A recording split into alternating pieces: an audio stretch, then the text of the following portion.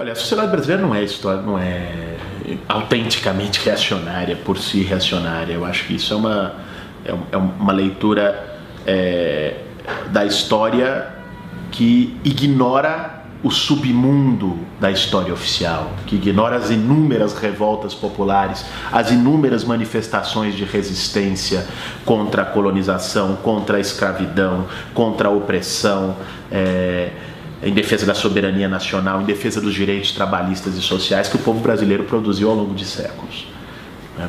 Agora, eu acho que essa tua questão é interessante pelo seguinte: esse argumento que às vezes setores que tiveram no governo usam de que, olha, não há relações de força. Você defender que pudesse ter sido feito mais do que foi feito é uma utopia, é uma ilusão, não existiam condições para isso. Isso é ter uma visão muito tacanha, muito estreita das relações de força no país, né? Ou de como se dão as relações de força na política. É evidente que a gente não faz política como quer. Nenhum de nós faz política do jeito que quer. A gente tem condições que estão colocadas e que nos impõem limites. Agora, você ter o poder executivo por 13 anos na mão, você chegar a ter 90% de aprovação popular, isso é um instrumento poderosíssimo para alterar essas relações de força. Isso não foi utilizado, não é? Você imagine, acho que tem um exemplo que é muito categórico na América Latina, né? Gostem ou não do exemplo venezuelano, mas que eu acho que ilustra esse processo. Você pega, Hugo Chávez chega ao poder em 98 sem apoio das instituições algum, não tinha maioria, tinha um exército hostil, tinha uma mídia ainda mais golpista que a brasileira. Hugo Chávez tinha todas as razões para botar todo mundo numa mesa, a burguesia venezuelana, que controlava através da PDVSA, o presidente da República não controlava o petróleo, que é 80% do PIB ou mais na Venezuela, né?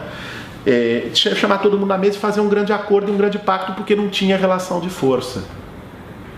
Qual foi a opção do Chávez, do governo bolivariano naquele momento, né? Foi fazer alguns pactos necessários, mas ir construir governabilidade não por acordo de maioria parlamentar, ir construir governabilidade nas favelas, nos rincões, fazer círculo bolivariano, fazer missões. Ou seja, construir um respaldo popular para este projeto, uma governabilidade nas ruas, não naquele parlamento que estava posto ali. Qual foi o resultado disso? Alguns anos depois, em 2002, dá um golpe no Chávez. Só que esse golpe não dura 48 horas.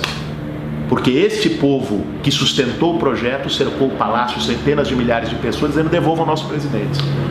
E o Chávez tem que voltar, e o projeto durou anos mais, né? E lá se fizeram reformas muito mais ousadas e ofensivas do que aqui, porque se criou as condições para mudar as relações de força. Se a presidenta Dilma tivesse, no começo do ano de 2015, ao invés de mandar para o Congresso projetos como corte de pensão, corte de seguro-desemprego, ataque, isso é uma vergonha, tivesse mandado um projeto de taxação de grandes fortunas, não passava, é evidente que não passava. O Congresso comandado pelo Eduardo Cunha e pelo Renan Calheiros, é claro que não passava.